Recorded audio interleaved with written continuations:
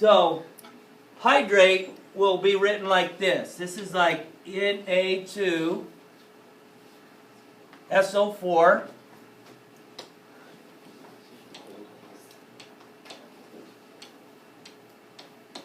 dot 5H2O.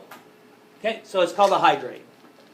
So there's certain substances, when they're formed, water has to be present so they can form properly.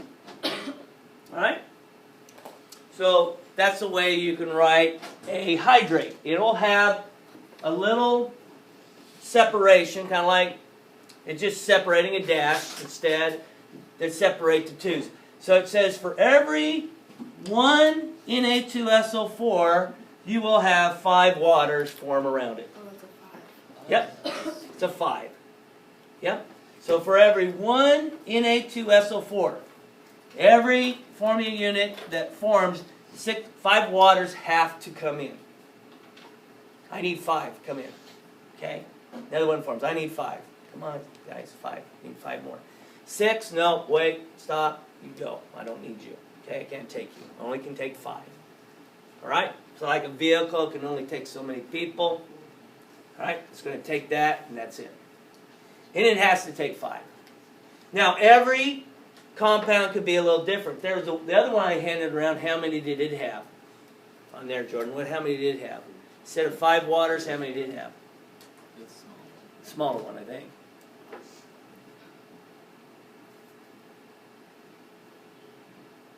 I think it was 2. You have a 2 there, 2H2O? Yeah. So the other one had 2H2O. So for that one, it needed 2. So these are called water hydrates. So tomorrow in the lab, this is what you're going to do. If this is a compound I gave you, let's say I gave you sodium sulfate, and I gave it to you, and I go, I want you to figure out how many waters per Na2SO4 it has in it. So you go in the back, what do you think you would do to try to determine how many water would be in it? Any ideas? So I give you some of that solid, I give you like 5 grams of that solid, and I say, all right, Adam, go back, I need to figure out how much water is in there. What would you do to try to determine how much water is in there? Any guesses? Anybody? What do you know about water and some of its physical properties? What's that? It can be a liquid. It's a liquid, but in here it's not a liquid. In here it's in a crystalline form. But what do you know about its melting point and boiling point when you look at water? Yep, I want you guys to think Celsius, though.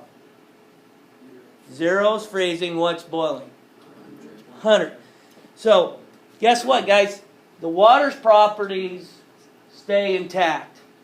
The Na2SO properties stay intact. What do you guys know about the melting point of ionic compounds? They're really, really high. They're really, really high just to melt. So we know the boiling point of H2O is 100. So what would you think we would do to the compound? We need to get rid of the water. So what are we going to do to the compound to get rid of the water? Well, we're probably not going to boil it. We'll probably do something else. We're going to heat it. And when we heat it, what do you think is going to happen to the water molecules? They're going to go away, right? They're going to go away. What are we left with? So let's say we heat it. They go away. After we heat it and weigh it, what are we going to be left with? Just that. So can we figure out the weight of water? We could. Can we figure the weight of this? We can. If we know the weights of both of them, can we figure the moles of them? Yep, because we know molar mass. We know how we can convert moles. And so that's what we're going to do tomorrow. So I'm going to give you a problem of a lab. Somebody did. Okay? Now the only thing is it doesn't have the weight of the crucible. It doesn't have the weight of the lid. It doesn't have any of those within the information. I'm giving you straightforward information that subtracted out those weights of those containers. Tomorrow, you'll have some weights of some containers. Okay?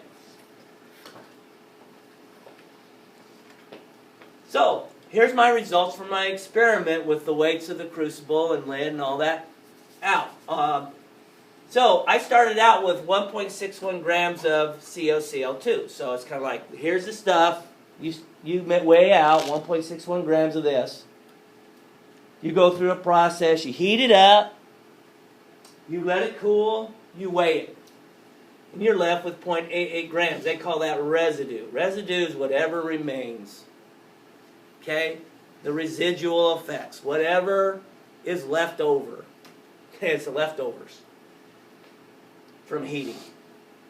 So, let's kind of figure out what we would need to do to find out what X is. Because we've got to figure out X. X is going to be a whole number. It could be 2, it could be 3, it could be 4, it could be 10, it could be 12.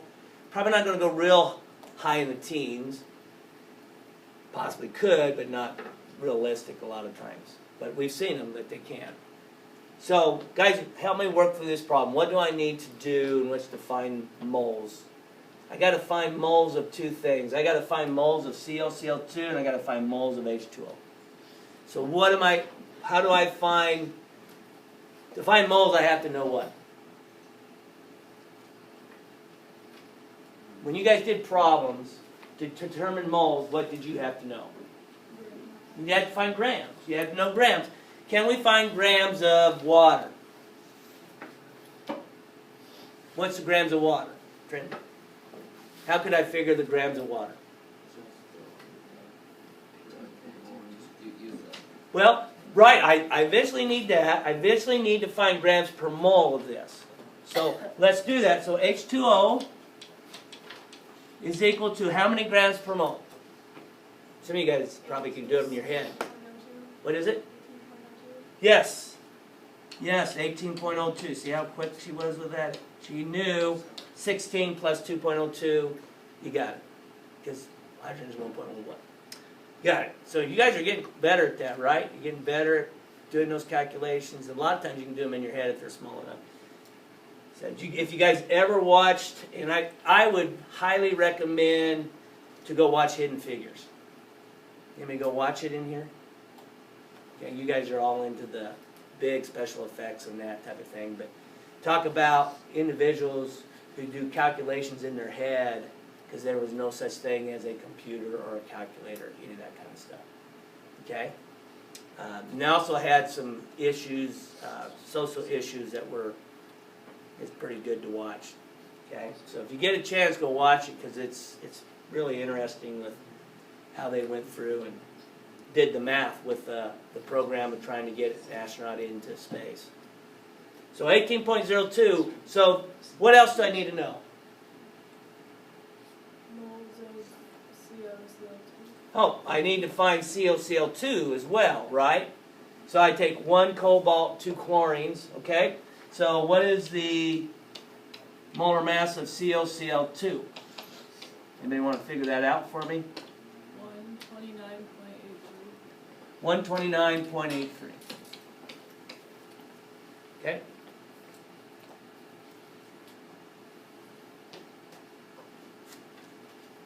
Questions? Now, what else information do I need to know? Because I got to find moles of both of those so I can compare them. So I got to compare the moles of this to the moles of water, just like I would an empirical formula. It wouldn't be any different.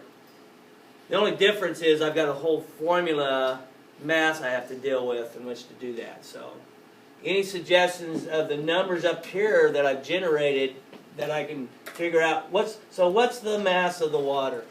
Anybody know? Wait, you subtract it? Yeah, so after heating, the water's gone, right? Before heating, we had water. So the difference between that is how much water was released out. So how much water was released out?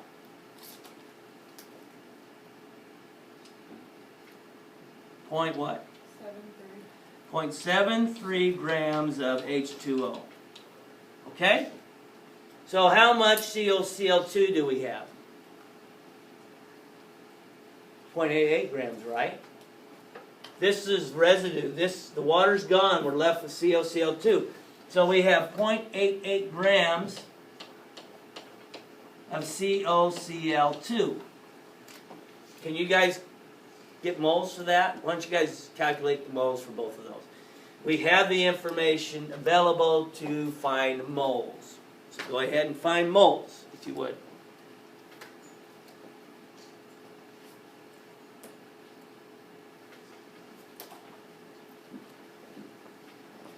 Preston, you guys, Austin, why don't you guys write this stuff down, since it would be a good reference that you can look at, so that when you wanting to do the next problem or the problem on assignment, you can do that.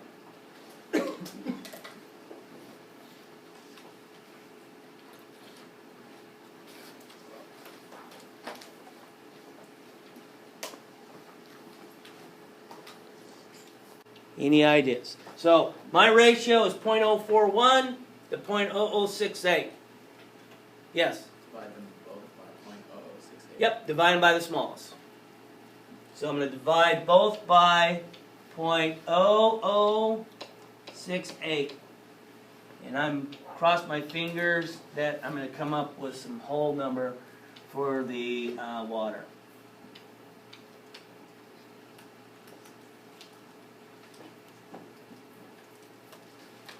Do you use sig figs in this too? Like make sure they're the same on this part? I try to use sig figs, but when I get my final ratio, I know it's going to come out to be really close to a whole number. So this number is 6, right? And then, of course, COCO2 is 1. So what is X? 6. My formula is COCl2.6H2O.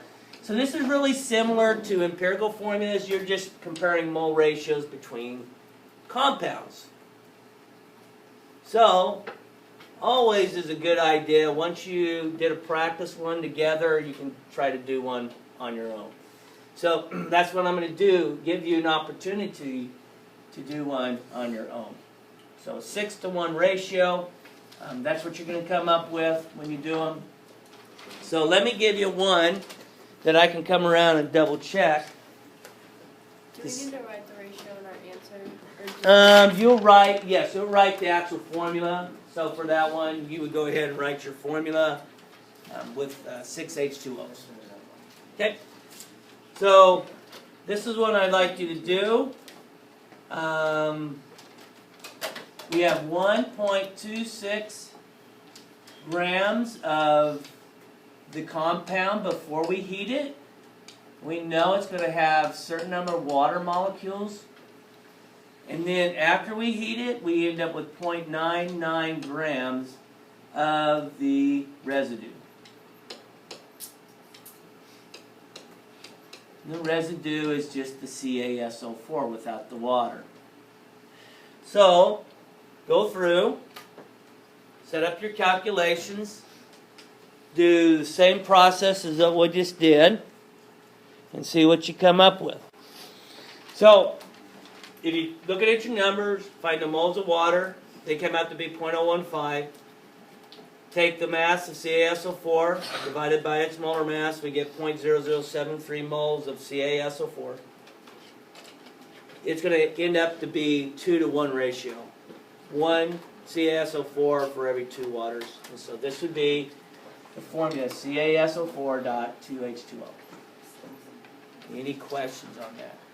They're not going to come out as close as we have on our other problems, the ratios. But there's nothing really you can do after a certain point. So hopefully tomorrow you'll get numbers that you can find the grams of, the moles of, compare them, and come up with the actual formula. This is the best lab when it comes up to getting close to the actual answer. So this is one of the best labs, if you do everything right, to come up with an answer that is really, really close to a whole number when you do the work. Okay? Then the assignment again on the next part that you put in your notebook is 1.04 grams of nickel sulfate and 0.61 grams of residue. Do that for tomorrow.